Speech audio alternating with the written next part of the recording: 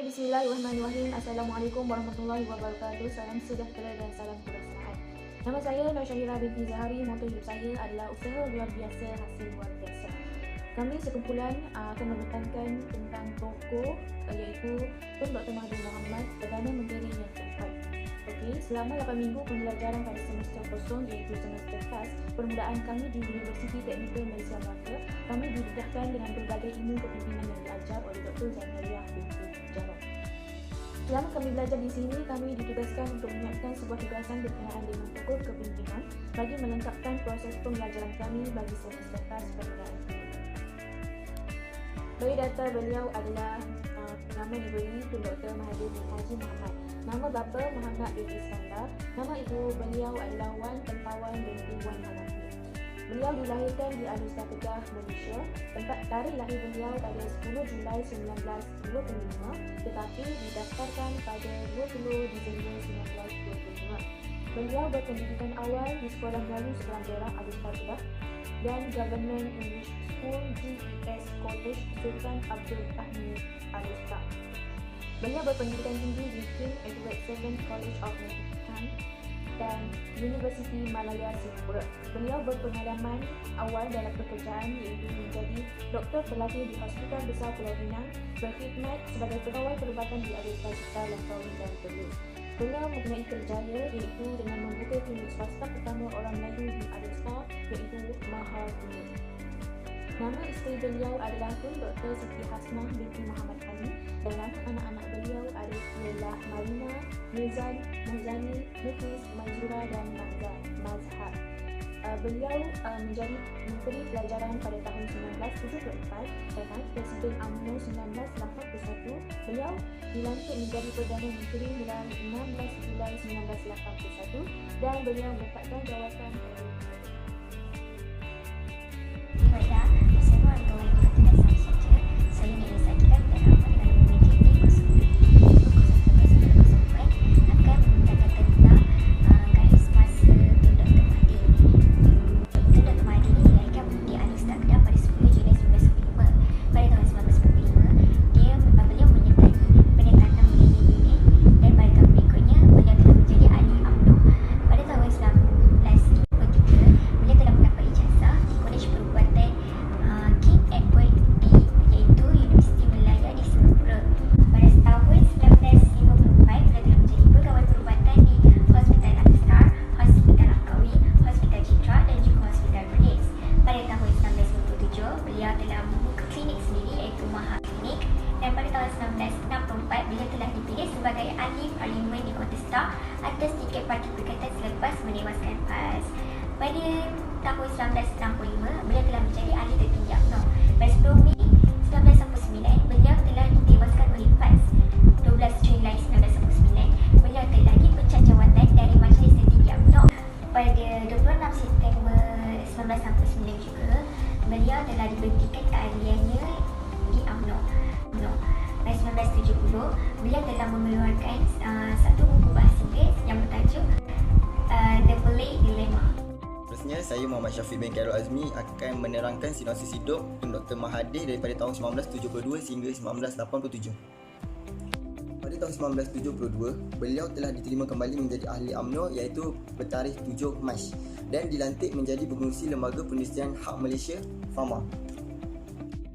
Pada tahun 1973, beliau telah dilantik menjadi senator dan meletakkan jawatan senator pada tahun berikutnya iaitu 1974 kerana ingin bertanding di dalam pilihan raya 1974 dan beliau telah menang tanpa bertanding sekaligus dilantik menjadi Menteri Pelajaran iaitu pada 5 September 1974. Pada tahun 1975, beliau telah menjadi salah satu daripada 3 naib Presiden UMNO dengan memenangi majoriti 47 undian dan menjadi timbalan Presiden UMNO pada 5 Mac 1976 iaitu pada tahun berikutnya. Tun Dr. Mahathir telah dilantik sebagai timbalan Perdana Menteri Malaysia oleh Tun Hussein Onn pada 15 September 1978 dan melepaskan jawatan sebagai Menteri Pelajaran untuk menjadi Menteri Perdagangan dan Perindustrian Malaysia. Tun Dr. Mahathir telah menjadi Presiden UMNO pada 25 Jun 1981 dan menjadi Perdana Menteri Malaysia yang keempat pada 10 Julai 1981. Pada tahun 1983, beliau telah mengemaskini kuasa yang di-Pertuan Agong dan Sultan dan telah menubuhkan sebuah kereta Proton, iaitu projek kereta nasional yang pertama di Malaysia. Tahun berselang, iaitu pada tahun 1986, beliau telah menjadi Menteri Dalam Negeri pada 7 Mei 1986 di samping memegang jawatan sebagai Perdana Menteri. Pada tahun berikutnya, iaitu 1987, beliau telah menewaskan cabaran Tengku Razaleigh Hamzah untuk jawatan Presiden UMNO dengan majoriti yang nipis pada 24 April 1987. Dan beliau telah menjadi Menteri Kehakiman di samping memegang jawatan Menteri Dalam Negeri dan Perdana Menteri Malaysia pada tahun 1987. Assalamualaikum warahmatullahi wabarakatuh. Nama saya Intan Nabilah binti Nasruddin. Moto hidup saya ialah teruskan berjuang walaupun satu dunia menghina dan membencimu. Pada hari ini, saya akan membentangkan tentang garis masa kehidupan Tun Dr. Mahathir Mohamad, Perdana Menteri keempat daripada tahun 1988 hingga tahun 2003. Pada 1988, Tun Dr. Mahathir Mohamad telah memecat 4 hakim Mahkamah Tertinggi kerana menghalang perbincangan tentang salah laku tata tertib semasa kehadapan UMNO. Pada tahun 1990, Tun Dr. Mahathir Mohamad telah menjadi Menteri Hal Ehwal Dalam Negeri pada Oktober 1990 hingga Januari 1999 di samping memegang jawatan sebagai Perdana Menteri. Pada tahun 1993, Tun Dr. Mahathir Mohamad telah melantik Datuk Seri Anwar Ibrahim sebagai Timbalan Perdana Menteri dan telah menghadkan pengecualian Sultan daripada pendakwaan selepas peristiwa Douglas Gomez. Pada tahun 1997, beliau telah menetapkan nilai mata wang Malaysia pada 1 September 1997 supaya dapat mengatasi krisis kewangan Asia 1997. Pada tahun 1998 pula, Tun Dr. Mahathir Mohamad telah memecat Datuk Seri Anwar Ibrahim dari semua jawatan kerajaan dan dalam UMNO pada 2 September kerana kesalahan liwat dan penyalahgunaan kuasanya. Beliau juga telah melantik Datuk Seri Abdullah Ahmad Badawi sebagai Timbalan Perdana Menteri yang baru. Selain itu, Tun Dr. Mahathir Mohamad juga telah membuka rasmi lapangan terbang antarabangsa Kuala Lumpur KLIA di Sepang yang memakan kos sebanyak RM13 bilion. Selain itu, beliau juga telah menghabiskan pembinaan Menara Berkembar Petronas Malaysia yang mempunyai 88 tingkat, iaitu menara berkembar yang tertinggi dunia. Ia dipilih sebagai Asia Newsmaker of 1998 oleh majalah Times. Pada tahun 1999, Tun Dr. Mahathir Mohamad telah dilantik menjadi Menteri Kewangan pertama pada 8 Januari dan memegang jawatan Perdana Menteri ketika krisis ekonomi 1997. Pada tahun 1999, beliau juga telah membuka rasmi Cyberjaya, iaitu sebuah bandar yang baharu yang memainkan peranan penting dalam koridor raya multimedia Malaysia. Pada 2001, Tun Dr. Mahathir Mohamad telah menjadi Menteri Kewangan dan Menteri Tugas-Tugas Khas pada 5 Jun di samping memegang jawatan Perdana Menteri.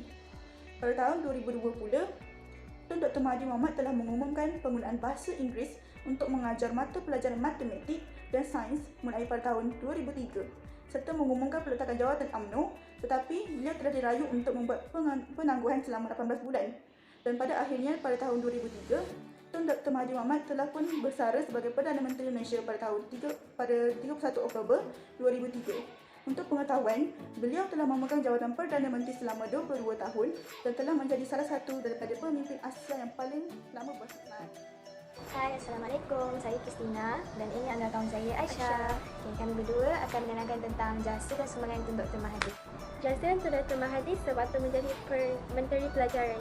Tun Dr. Mahathir telah dilantik sebagai Menteri Pelajaran dalam Kabinet Allahyarham Tun Abdul Razak pada 16 Oktober 1974. Antara jasa dan sumbangan beliau yang pertama adalah mengubah dasar pendidikan negara dalam usaha membasmi kemiskinan dan mewujudkan keadilan kepada semua. Jasa dan sumbangan seterusnya adalah beliau juga meminda Akta Universiti dan Kolej 1974. Jasa dan sumbangan ketiga adalah beliau telah menubuhkan universiti-universiti ternama.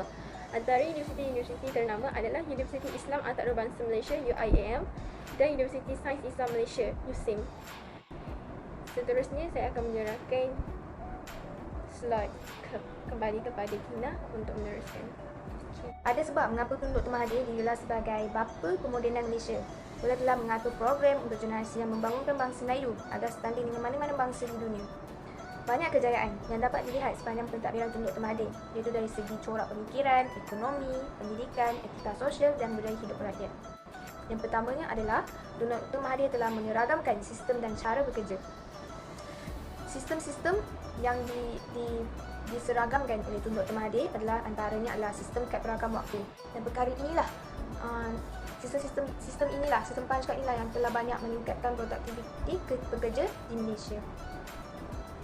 Dan sistem-sistem yang selain itu adalah seperti pengenalan tag nama untuk memudahkan pekerja itu dikenali, sistem simpanan fail, urusan surat menyurat dan pos, dan panduan dan penyelarasan dalam segala urusan pejabat. Selain itu, beliau telah memperkenalkan Wawasan 2020. Wawasan 2020 inilah yang meletakkan negara kita ke arah usaha pencapaian satu matlamat. Sumbangan yang terakhir yang saya ingin katakan ni adalah beliau telah menjayakan banyak sangat projek-projek mega yang menjadikan negara kita maju, membangun. Antaranya pembinaan Kuala Lumpur City Centre KLCC, Kuala Lumpur International Airport KLIA, Menara KL, Jambatan Pulau Pinang, Proton dan koridor raya. Seterusnya, saya Muhammad Khairul Akmal. Kumpulan kami membacakan soalan berkaitan pengajaran yang dipelajari berkenaan kepemimpinan daripada tokoh tersebut yang diberikan oleh Dr. Zalriah di dalam folio kami. Kami dapat menghuraikan tentang pengajaran tersebut dengan memetik artikel leader.com. Antara pengajaran yang kami dapat huraikan melalui artikel yang kami kaji, antaranya Tun Mahathir merupakan seorang yang berfikiran jauh. Beliau mempunyai pelbagai idea kreatif dan inovatif, terutamanya dalam pembangunan negara, bukan sahaja untuk memajukan negara, malah untuk memudahkan generasi akan datang. Sebagai contoh, beliau telah berjaya membina satelit untuk membuka lembaran baru dalam bidang penyiaran dan telekomunikasi. Hal ini dapat dilihat sebagai seorang pemimpin yang hebat. Kita haruslah mempunyai hala tuju yang tetap, dan hala tuju yang dibuat perlulah memotivasikan pengikutnya supaya mudah mencapai kejayaan. Seterusnya, keputusan yang kuat patut disusuli dengan tindakan yang tidak berkompromi. Tun Mahathir mengembleng pasukannya supaya berfokus dan berjaya merangkum perhatian orang ramai terhadap apa yang dikatakan dan disampaikan. Mesejnya sangat tepat, teliti dan jelas, berpusat pada orang ramai, telah menjadikan matlamat sebuah matlamat yang menyatu padukan masyarakat tanpa mengira agama dan bangsa. Seterusnya, sebagai seorang pemimpin, kita hendaklah bijak mengawal emosi dalam membuat sesuatu keputusan. Tun Mahathir bijak menguruskan emosi beliau dengan cara memberi respon terhadap sesuatu perkara dengan baik. Walaupun Tun Mahathir sentiasa berhadapan dengan pelbagai cabaran, beliau tetap mencari jalan penyelesaian untuk menyelesaikan masalah itu. Namun, beliau telah memakai kemahiran dan keupayaan dalam menguruskan emosi beliau. Sekian, terima kasih.